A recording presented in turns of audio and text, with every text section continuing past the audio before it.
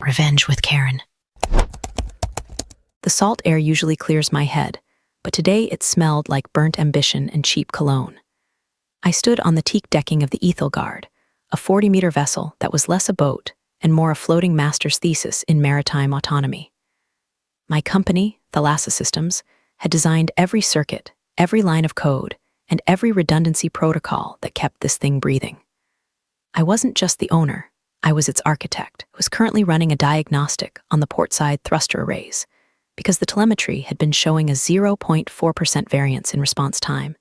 And in my world, 0.4% is the difference between a perfect docking and a lawsuit.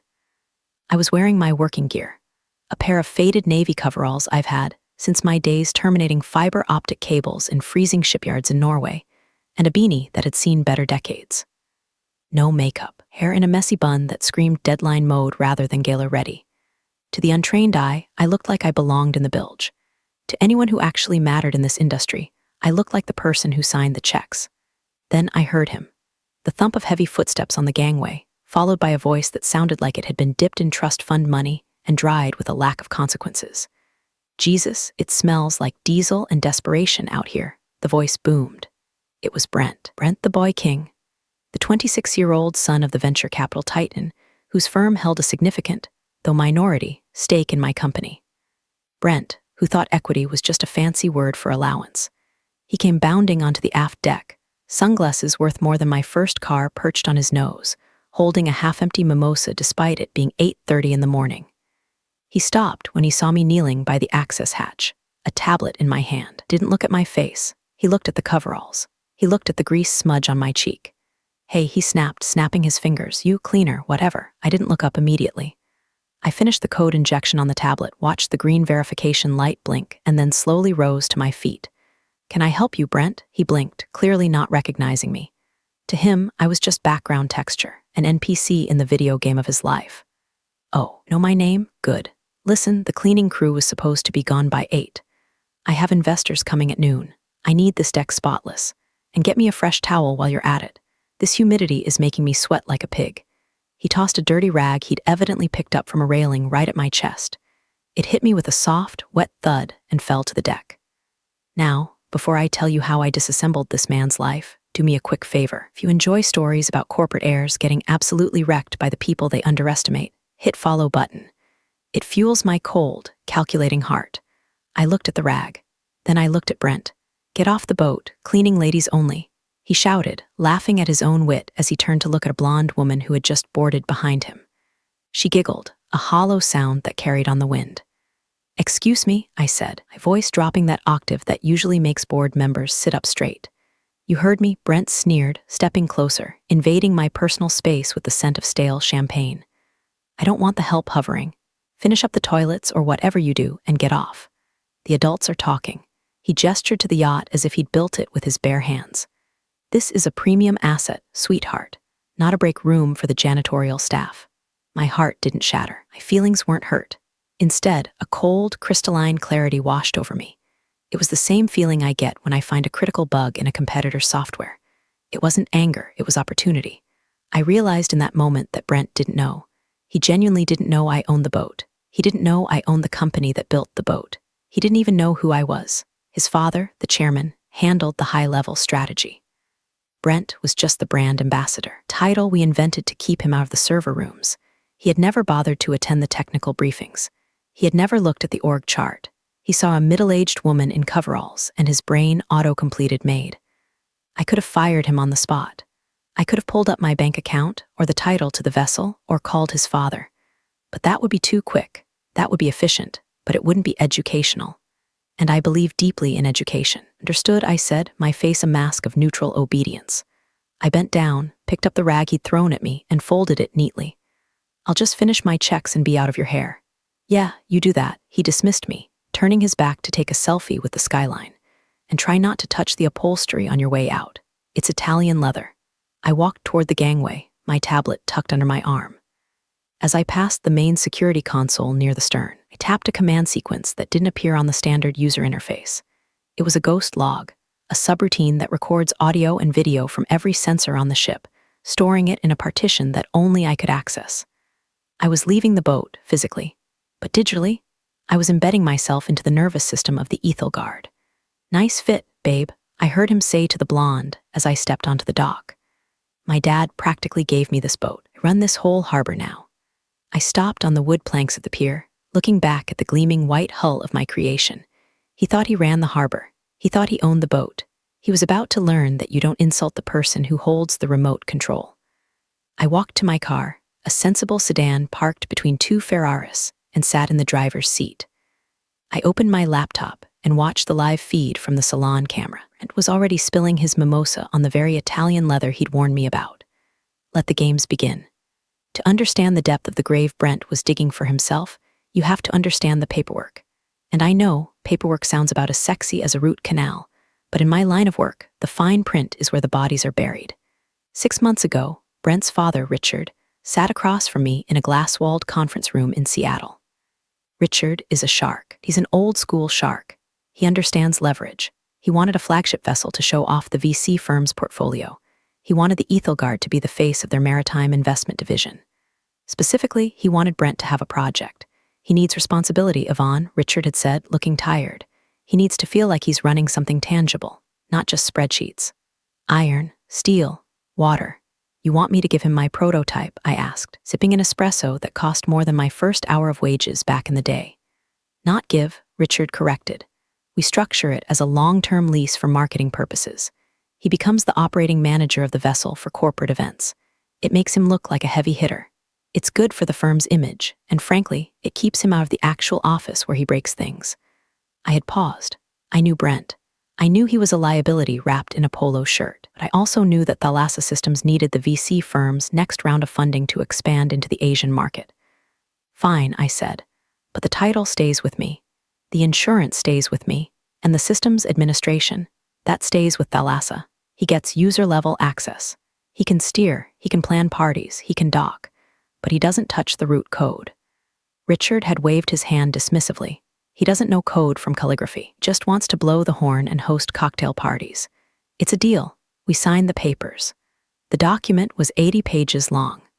Page 72, paragraph 4, subsection C, contained a clause I had inserted personally. It was the owner override protocol.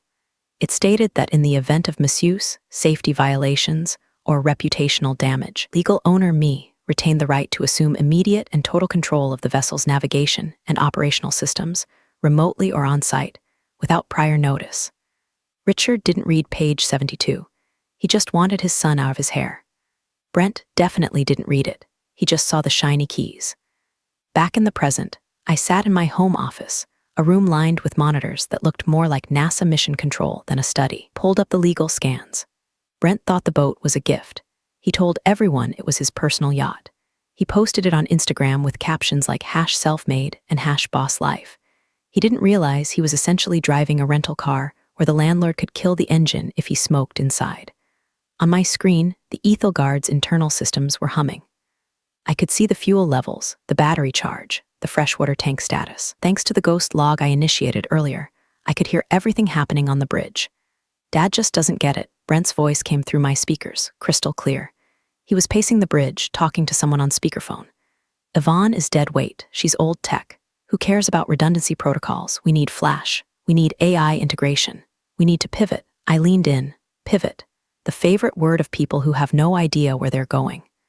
"I'm telling you." And Brent continued, presumably talking to one of his frat brothers who had failed upward into finance. "I'm going to push her out. The board loves me. The demo next week. I'm going to present a new vision, my vision. And once I show them how much money we're wasting on her safety standards, she's toast." My fingers hovered over the keyboard, so that was it. It wasn't just disrespect. It was a coup. He wasn't just treating me like a maid. He was actively plotting to remove me from the company I built from a garage startup into a global leader. He was going to use my boat, at my demo, to convince my investors that I was obsolete. I looked at the grant admin access button on my screen. I could lock him out right now. I could turn off the lights, lock the cabin doors, and blast polka music over the PA system until he cried. But that was reactive. That was emotional. Yvonne doesn't do emotional. Yvonne does strategic demolition. He wanted to present a new vision at the demo. Fine. I would make sure he had the most memorable demo of his life. I opened a terminal window and began typing. I wasn't just watching anymore. I was preparing the stage. If he wanted to play captain, I was going to let him. I was going to let him sail right into the middle of the ocean, metaphorically speaking, before I pulled the plug. I checked the guest list for the upcoming event. Top-tier tech bloggers, 2 senators, the entire board of directors. Perfect. The audience for his execution would be standing room only. Over the next 3 days, I became a ghost in my own machine. I didn't step foot on the Ethelgard, but I lived there. Through the high-definition security cameras and the bridge microphones, I watched Brent turn my masterpiece of engineering into a floating fraternity house, hosted a pre-launch brunch that involved 3 crates of champagne, and a DJ who seemed to think bass was a substitute for talent. I watched as ash from his cigars drifted onto the teak, my hand-oiled teak. I watched as high heels dug into the soft decking. I logged every single infraction, not for insurance purposes, but for the moral dossier I was compiling. But the physical damage was nothing compared to the verbal garbage he was spewing. On Tuesday, brought a group of potential angel investors aboard. They were mostly kids in hoodies who had gotten lucky with crypto, looking for the next shiny thing. So, who handles the tech stack? One of them asked, pointing to the helm displays. This interface is slick. Oh, I supervised the whole UI overhaul, Brent lied, leaning back in the captain's chair with his feet up on the console. We had some legacy engineers, the old guard, who wanted to keep it clunky. Had to step in and streamline everything. The main engineer, Yvonne, she's basically a dinosaur, great for paperwork, but she doesn't get the user journey. I sat in my office, sipping green tea, my knuckles white, dinosaur. I wrote the kernel for that operating system in a basement while he was still learning not to eat paste. Later that afternoon, I had to physically go to the marina to sign off on a fuel delivery, regulatory requirement that needed the owner's signature. I wore a blazer this time, trying to look the part of the executive I was. Brent intercepted me on the dock. He was with a woman, not the blonde from before, a different one. This one was a brunette holding a Pomeranian. "Hey, you," he shouted. I stopped. "Hello, Brent, did you restock the bar? I told you specifically I needed the Japanese whiskey." "I'm not the provisioner, Brent," I said calmly. "I'm here for the fuel manifest." He rolled his eyes and turned to the brunette. "See what I mean? Impossible to get good help. You give them a job and they give you excuses." He turned back to me. "Just grab a napkin, will you? Someone spilled red wine in the salon, it's sticky." He held out a crumpled napkin he had in his pocket. The brunette looked at me, then at him, looking slightly uncomfortable. "Babe, I think she's fine," Brent interrupted. "Go on, chop chop. Have a sunset cruise to catch." I took the napkin. I actually took it. It felt like holding a live grenade. "I'll see to it," I said. My voice was so level it was almost robotic. I walked past him onto the boat. I went to the salon. There was indeed a wine stain on the cream carpet. I didn't clean it. Instead, I took a photo of it.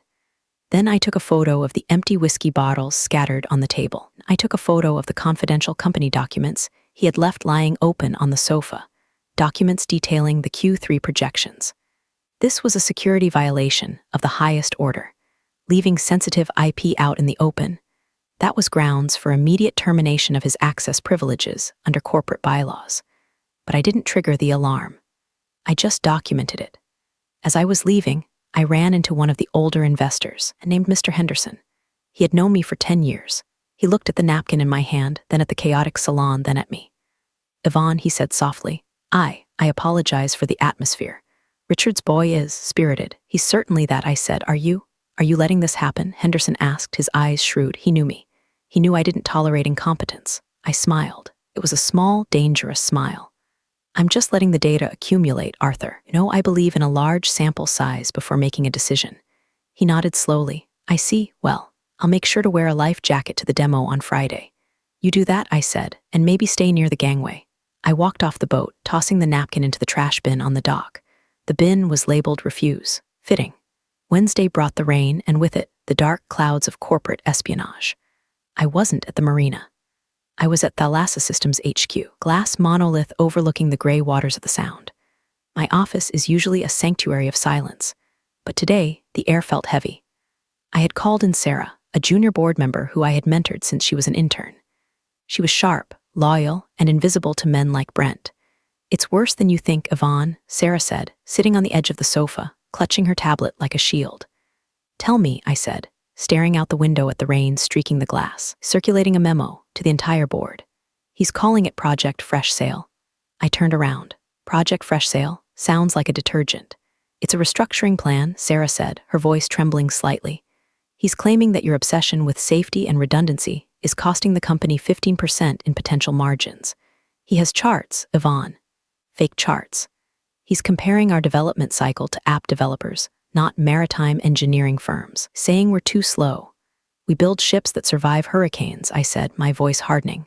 Not dating apps that crash when too many people log on. He doesn't care, Sarah continued. He's lined up votes. The 2 new VC guys, they're with him. They want a quick exit. They want to pump the stock, slash the QA budget, and sell to the highest bidder next year. And the kicker, he wants to announce the leadership transition at the Friday demo. On the yacht, I felt a cold fire ignite in my stomach. He wasn't just going to push me out. He was going to do it on my vessel, in front of the press, framing it as a victory for modernization. He was going to stand on the deck I paid for, holding the microphone I bought, and tell the world that I was obsolete. He's accusing you of failure to scale, Sarah whispered. That's the legal term he's using to trigger the clause in your contract. Failure to scale, I repeated. I walked over to my desk and picked up a model of the Ethelgard. He thinks scale is just making things bigger and faster. He forgets that scale without stability is just a disaster waiting to happen. I looked at Sarah. Does he know you're here? No, he thinks I'm ordering catering for the party. Good, keep ordering. Make sure he has everything he wants. Give him the rope, Sarah. Give him miles of it. What are you going to do? She asked. I sat down at my computer. I pulled up the system architecture for the Ethelgard. I'm going to introduce him to a little concept called admin privileges. I spent the rest of the night in the server room. I wasn't writing a rebuttal memo. I wasn't calling lawyers. I was coding. I dug into the deepest layers of the yacht's operating system. I located the propulsion control module. I located the navigation lock. I located the environmental controls. Brent wanted to talk about speed. I was going to show him what happens when things stop. He wanted to talk about user experience. I was going to give him a user experience he would never forget. I found the file labeled Demo Mode.exe, the standard presentation preset we used for showing off the boat's features. I opened it. I rewrote the script. I didn't delete the old code. I just added a conditional loop, a trapdoor. If user equals guest admin Brent and location equals harbor coordinates, then execute protocol. Dead water. I saved the file. I compiled the patch. I uploaded it to the yacht server via satellite link. On my screen, a small green bar loaded. 98%, 99%, 100%. Update complete, the screen flashed. Legally, I filed the update in our internal changelog as Critical Security Compliance Patch 4.2. The description read, Enhanced Remote Intervention Capabilities for Unauthorized Operator Scenarios. It was the truth. It was the absolute legal truth. If Brent's team had bothered to read the technical changelogs, they would have seen it. But they didn't read, they just wanted to sail. I went home at 3 a.m. I slept like a baby. Thursday was the dress rehearsal, calm before the chaos. I arrived at the office late, fueled by espresso and vindication. My head of engineering, Marcus, was waiting for me. Marcus is a man of few words, a former Navy systems specialist who treats code with religious reverence. He knew what was happening. The rumor mill in a tech company travels faster than light. The patch is live, Marcus said, not looking up from his soldering station. Any glitches? I asked. None. Latency is 0. Override command is mapped to your personal key fob. We also routed a secondary trigger to your phone app, just in case. He finally looked up. You know, if you do this, the PR fallout will be significant. The PR fallout of letting a toddler steer the company into an iceberg would be worse, I replied. True. Marcus cracked a rare smile. He called me this morning. Asked if we could install a party mode for the lights. Wanted them to pulse with the music. You do it? I told him it would require a hardware refit. But I did enable the external speakers to override the interior sound system. You know, for safety announcements. Good thinking, Marcus. So we're doing this? He asked, his voice low. I looked at the schematic of the Ethelgard on the wall. We're not doing anything, Marcus. The system is just functioning as designed. If an unauthorized entity tries to hijack the vessel protects itself. That's not sabotage, that's a feature. I left the office early and drove to the marina one last time. The yacht was buzzing with activity. Caterers were loading crates of lobster. Florists were carrying arrangements that cost more than my mortgage. A banner was being strung up across the stern. Thalassa Systems, the future is now. Brent was on the bow, directing the placement of a portable stage. He was wearing a captain's hat, an actual, irony-free captain's hat. I walked up to the edge of the dock. I didn't board, I just stood there watching. Brent spotted me. He jogged over, looking flushed and manic. "Yvonne, just the person I didn't want to see," he laughed, slapping me on the shoulder. "Look, I know things have been tense, but tomorrow is going to be huge. Huge. And don't worry, I'll mention you in the speech. Thanks to the legacy team for laying the foundation," something like that. "That's very generous of you, Brent," I said. "Yeah, well, a generous guy. Hey, look, for the event tomorrow. Maybe you should just enjoy it from the shore. We're at capacity with the VIPs, and honestly, having the technical staff looming around kind of kills the vibe. You get it, right?" He was uninviting me to the launch of my own ship. "I get it," I said. "Too technical, might bore people." "Exactly, you're a genius, Yvonne, really. But back-end. We need front-end energy tomorrow." "Front-end energy," I repeated. "Got it, cool. So take the day off. Go to a spa or something, treat yourself. On the company card." He winked and ran back to the stage, shouting at a caterer who had dropped a fork.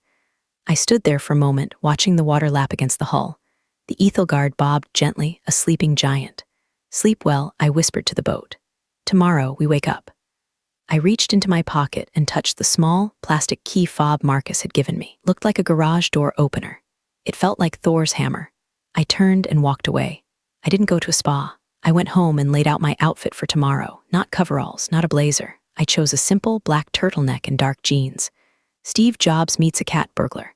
I wanted to disappear until the moment I made everyone see me. The stage was set. The actors were in place. The script had been rewritten. All that was left was for the curtain to rise. Friday noon. The sun was high, the sky was a perfect, innocent blue, and the marina was swarming with the kind of people who use the word synergy unironically. I arrived 20 minutes after the start time. I parked my car at the far end of the lot and walked past the rows of luxury vehicles. I could hear the music before I saw the boat, a thumping, generic house beat that vibrated in your chest. The Ethel guard looked magnificent, I had to admit. It was gleaming white, decked out in flags and banners. A red carpet led up the gangway. Security guards with earpieces checked names on iPads. I walked up to the checkpoint. The guard, a burly guy named Mike who I'd hired 3 years ago, looked at me, then at his list. "Miss Yvonne," he said, lowering his voice. "You're not on the list." "I know, Mike," I said, keeping my face blank. "Brent's oversight. I just need to check the aft cabling before they cast off. Safety protocol." Mike hesitated. He knew who signed his paycheck, but he also knew who was currently screaming into a microphone on the deck. 5 minutes, Mike said, stepping aside. "Stay out of the camera angles. You're a gem, Mike." I slipped on board. The deck was crowded with beautiful people holding champagne flutes. The air smelled of expensive perfume and ozone. I weaved through the crowd, invisible in my black outfit. I was the shadow in their bright, shiny world. Found a spot near the rear winch controls, partially obscured by a stack of speakers. From here, I had a clear view of the makeshift stage on the upper deck. Brent was holding court. He had a microphone in one hand and a glass of scotch in the other. He looked flushed, sweaty, and ecstatic. "Welcome, everyone," he bellowed, his voice echoing off the neighboring hulls. "Welcome to the future of Thalassa Systems." Applause rippled through the crowd. The 2 new board members were clapping the loudest, nodding like bobbleheads. "For years," Brent continued, pacing the stage, "this company has been great. But great is the enemy of legendary. We've been too safe, too slow, too focused on what can go wrong instead of what can go right." I watched the crowd. A few of the engineers in the back looked uncomfortable. They knew that focusing on what can go wrong is literally the job description when you're building autonomous vehicles. "Today," Brent yelled, "we are launching a new era. No more red tape, no more hesitation. We are untethering ourselves from the past." He pointed dramatically at the horizon. "In a few minutes, we're going to take this beauty out for a spin. We're going to show you speed. We're going to show you agility. And we're going to show you who's really in charge." The crowd cheered. He was loving it. He was high on the fumes of his own ego. He looked down and saw me standing by the winch. For a second, his smile faltered, covered the mic with his hand, and hissed at a nearby assistant. "I thought I told her to leave." "Get security." He glared at me. I didn't look away. I just stared at him, my expression completely neutral. It was the stare of a scientist observing a lab rat running towards the cheese, unaware of the electric grid beneath its feet. A security guard started moving towards me. "Ladies and gentlemen," Brent shouted, drawing attention back to himself. "Let's get this party started. Crew, prepare to cast off." He looked at me one last time, a smirk returning to his face. "Time to leave, sweetheart. The ship is sailing." Yes, I murmured to myself, my hand closing around the fob in my pocket. It certainly is. I stepped back onto the gangway, moving with purposeful slowness. The guard stopped, seeing I was leaving voluntarily. By now, Brent laughed over the PA system. Don't wait up. I walked down the ramp and onto the solid wood of the dock. I turned around. The crew began to untie the ropes. The thick hawsers splashed into the water. The ethel guard was free. Brent revved the engines. A plume of white water churned at the stern. The yacht began to drift away from the dock, the music pumping, the crowd cheering. I stood alone on the pier. The gap between the boat and the dock grew 5 feet, 10 feet, 20 feet. Goodbye passed. Brent screamed. I pulled the fob out of my pocket. It was a small, unassuming black rectangle with a single red button. Hello, reality, I said, and I pressed the button. There is a specific physics to a 40-meter yacht leaving a dock. It's not like a car pulling out of a driveway. It's a massive displacement of water, a slow, majestic slide. The ethel guard moved with the heavy grace of a predator. I watched the gap widen, 30 feet, 40 feet. Brent was at the helm now, or at least, flybridge helm on the top deck, which was designed for show. He was spinning the wheel like he was in a movie. Even though at this speed, the thrusters did all the work. He blasted the air horn, 3 short bursts. Illegal in a harbor unless you're in distress or backing up, but who cares about maritime law when you're a visionary? The guests were clinking glasses. The music switched to Don't Stop Believin'. The irony was almost too delicious. I checked my watch. 12:15 p.m., the perfect time for a disaster. I looked at the LED light on my key fob. It pulsed once, a steady green heartbeat. It was connected. The signal had handshake confirmation. The yacht was now about 50 yards out, turning slowly toward the channel exit. The press photographers on the shore were snapping pictures. This was the money shot, the young heir steering the ship into the future. I took a deep breath. The air still smelled of diesel and salt. Now it also smelled of imminent justice.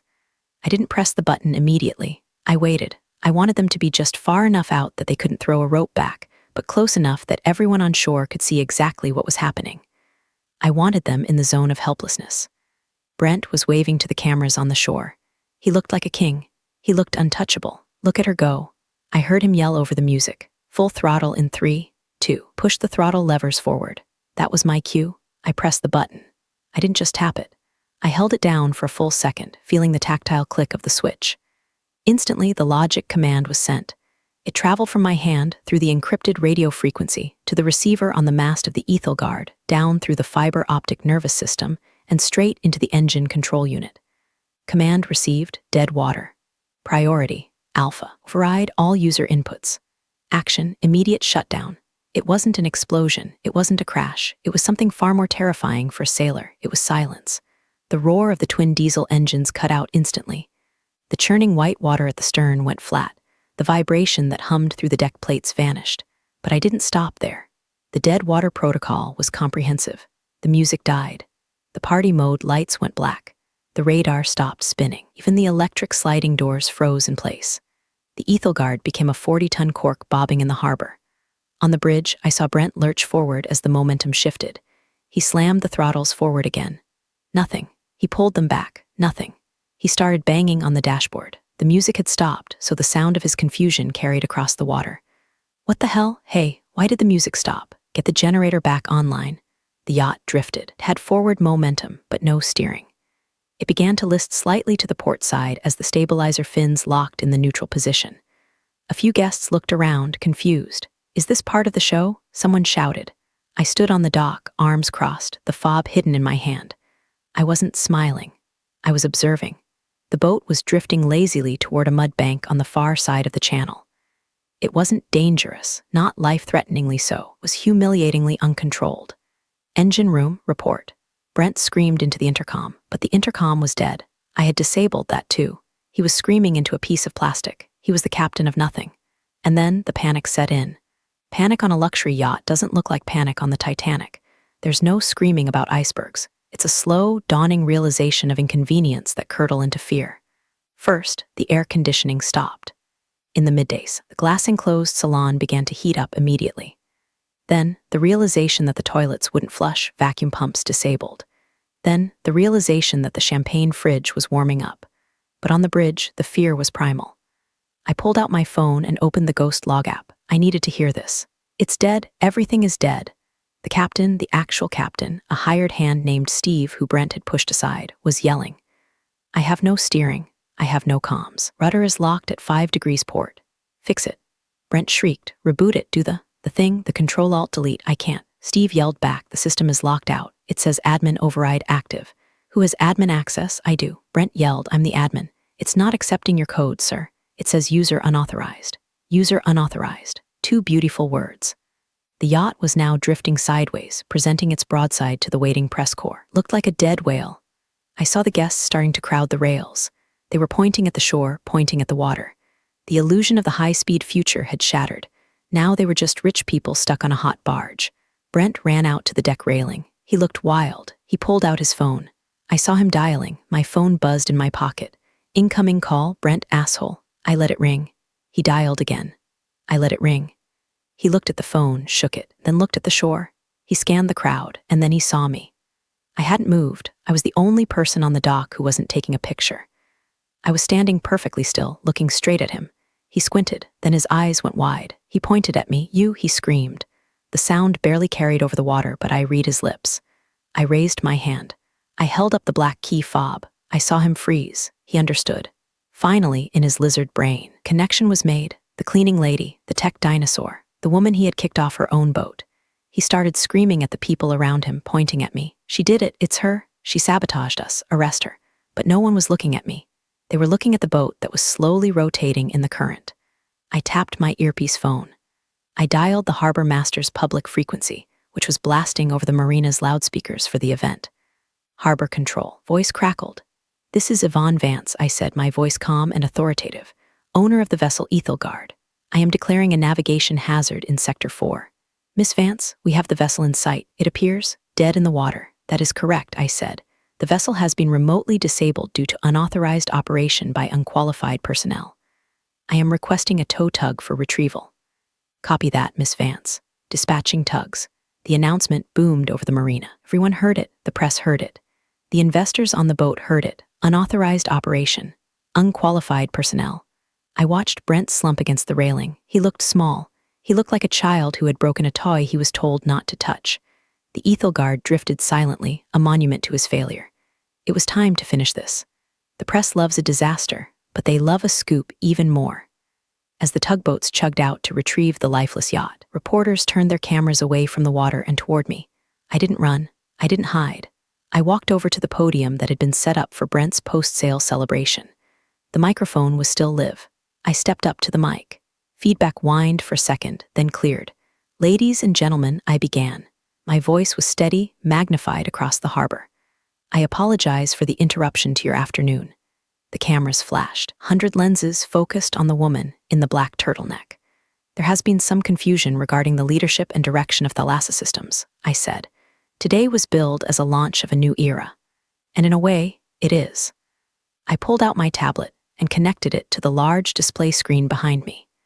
The man currently drifting in the bay, I pointed behind me, where the Ethelgard was being ignobly towed by a rusty tugboat. Believed that innovation means ignoring the foundation. He believed that safety protocols were red tape and that experience was obsolete. I tapped the screen. The ghost log data appeared, the audio of Brent calling me a cleaning lady, the video of him spilling whiskey on the console, the documents proving his plan to oust me based on fake data. The crowd gasped. It was brutal. It was raw. It was undeniable. Maritime engineering is not a game, I continued, my voice hardening. The ocean does not care about your stock price. It does not care about your Instagram following. It cares about competence. And when you remove competence from the equation, you get that. I gestured to the dead ship. I designed that vessel. I own that vessel. And today, I demonstrated a new security feature, the incompetence lockout. If the system detects an operator who poses a risk to the ship or the company, it shuts down. Today, the system worked perfectly. I looked directly into the news camera. To the board of directors currently sweating on that deck, you have a choice. You can back the visionary who forgot to check if he had admin access, or you can back the engineer who holds the keys. I held up the fob one last time. I'll be in my office. We have work to do. I dropped the mic. Literally, it made a satisfying thud. I walked away. I didn't look back at the boat. I didn't look at Brent. I later heard was crying as the tugboat hauled him in. The aftermath was swift. By the time the Ethelgard was docked, the video of my speech had gone viral. The incompetence lockout was trending on Twitter. Brent's father, Richard, called me at 6 p.m. You embarrassed the firm, he said, his voice icy. Your son embarrassed the firm, I corrected. I saved the asset. He's my son. And Thalassa is my company. If you want to keep your shares, Richard, Brent is out, effective immediately. And you resign as chairman. There was a long silence. Then a sigh, send over the papers. Brent was escorted off the premises by the same security guard, Mike, who had let me in. He left through a side gate, soaked in sweat, his reputation in tatters. He's currently trying to start a crypto podcast. It has 12 listeners. I'm back at the helm. The Ethel Guard is currently undergoing a deep clean. Getting the stain of mediocrity out of the carpets takes time, but the system is secure. The course is set. And the captain? She's right where she belongs. Some lessons only show up after the emails stop and the lights go out. This one was worth staying late for. Thanks for sharing the moment with me. See you in the next story.